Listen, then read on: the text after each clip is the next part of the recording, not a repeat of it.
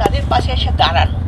কারণ আমরা জানি যে এই যে মৃত্যুটা হয়েছে, বিশেষ করে ৩৫ জন এখন পর্যন্ত আমরা জানতে পারছি, এটা একটা মর্মান্তিক একটা কাহিনী। একটা ছাদ ভেঙে মানে একটা বিমান ঢুকে গেছে বাচ্চাদের মধ্যে। বাচ্চাগুলা সেই মুহূর্তগুলো যদি আপনি কল্পনাও চিন্তা করেন তাহলেও দেখবেন সহ্য করতে পারবেন না। সেখানে আজকে যে এখানে যে আমাদের যাদের বাচ্চা মারা গেছে তার পরিবার আজকে যে আক্ষেপ করছে, যে কথাগুলো বলছে, কথাগুলো অত্যন্ত সত্য। কারণ আজকে রাষ্ট্রের দায় অনেক, আর রাষ্ট্র এত সাদাসিধাভাবে চলবে কেন? একটা দেশে এত বড় একের পর এক একটা ঘটনা ঘটছে, যে কোনো কারণেই হোক ঘটনা ঘটছে বিভিন্ন জায়গায়।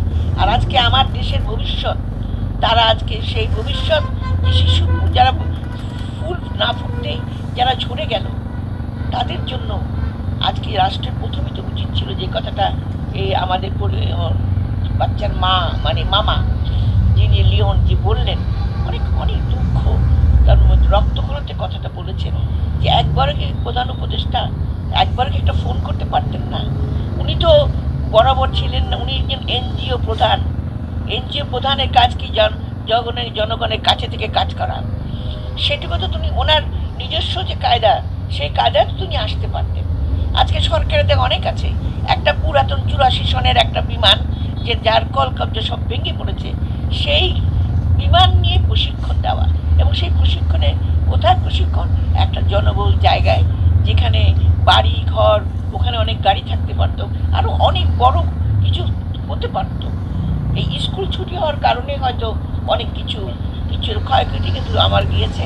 আমার দেশের ভবিষ্যৎ যাদেরকে আমরা মানে ভবিষ্যৎ প্রজন্ম, এই প্রজন্ম হারিয়ে এখানে দুঃখ জানাবার কিছু নেই। আমি আমাদের অ্যাক্টিং চেয়ারপারসন জনাব তারেক রহমানের পক্ষ থেকে এসেছি আপনাদেরকে সমবেদনা জানাতে।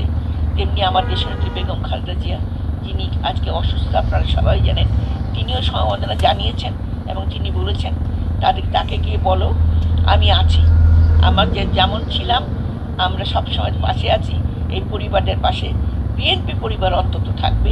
এইটুকু